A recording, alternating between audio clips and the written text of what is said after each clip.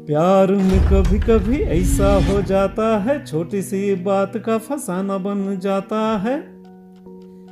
प्यार में कभी कभी ऐसा हो जाता है, छोटी सी बात का फसाना बन जाता है। अरे सजना का सजनी से हो रहा सामना, सजना का सजनी से हो रहा सामना। नमस्कार साथियों, आज की कहानी है एक अनूठे प्यार की कहानी। इस कहानी को सुनकर यकीन करना मुश्किल होता है, क्योंकि हम तो ऐसा सोच भी नहीं सकते। करने की बात तो बहुत दूर की है, पर होता ऐसा भी है, इसमें कोई दो मत नहीं। कहानी है कि एक नवदंपति अपनी शादी के कुछ दिनों बाद किसी पवित्र स्थान में जाने के लिए हवाई जहाज से रवाना हुए, जो कि उस पवित्र स्थान के लिए ही जाती थी। जहाज तीर्थयात्रियों से भरी हुई थी। नवदंपति हंसी मजाक करते, गाना वाना गाते हवाई सफर का आनंद ले रहे थे। लेकिन कुछ ही समय पश्चात अनाउंसमेंट होता है कि मौसम खराब होने के कारण यात्रीगण अपनी अपनी सीट पर ही बैठें एवं सीट बेल्ट को बांध कर ही रखें।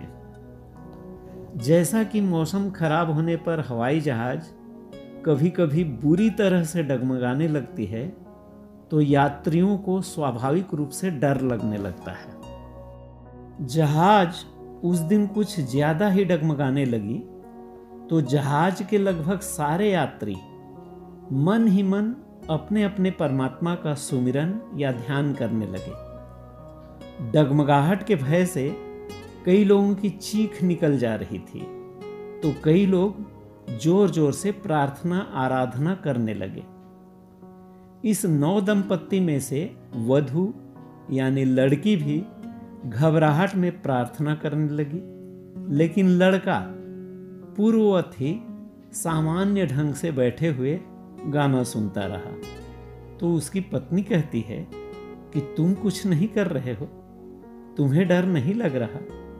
तो लड़के ने हामी भरी कि हाँ, मैं कुछ नहीं कर रहा हूं। लड़की फिर कहती है कि कैसे आदमी हो, तुम भी कुछ करो, क्योंकि सारे लोग ऐसा कर रहे हैं। तो लड़के ने अपने बैग से एक रेशमी डोरी निकालकर लड़की के गर्दन में फंदे जैसा लपेटकर उसे थोड़ा टाइट किया और पूछा कि क्या तुम्हें डर लग रहा है?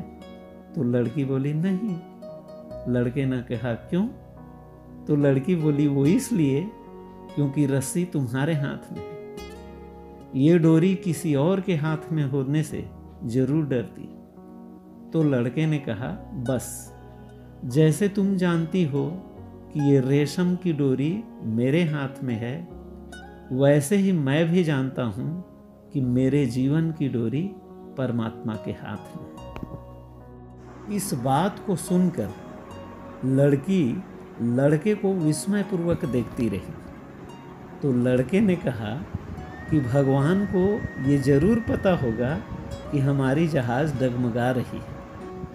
वो यह भी जानते हैं कि उन्हें क्या करना है, और जिस भगवान को जहाज के डगमगाने का पता ही न हो, या जिस भगवान को हमारी प्रार्थना से ही पता चले कि जहाज डगमगा रही है, वो हमारी रक्षा कैसे कर पाएंगे? लड़की को ये बात समझ में आई या नहीं, ये तो नहीं पता, पर हम लोग ऐसी घटनाओं या कहानियों से भी कुछ नहीं समझ पाते, इसमें कोई दो मत नहीं है। और जिसे भी ऐसी बातें समझ में आ जाती हैं, उसका सारा रोना धोना भले ही न छूटे, पर कम अवश्य हो जाता है। जाते जाते कबीरदास जी का एक प्यारा सा दोहा कि तन को जोगी सब करे,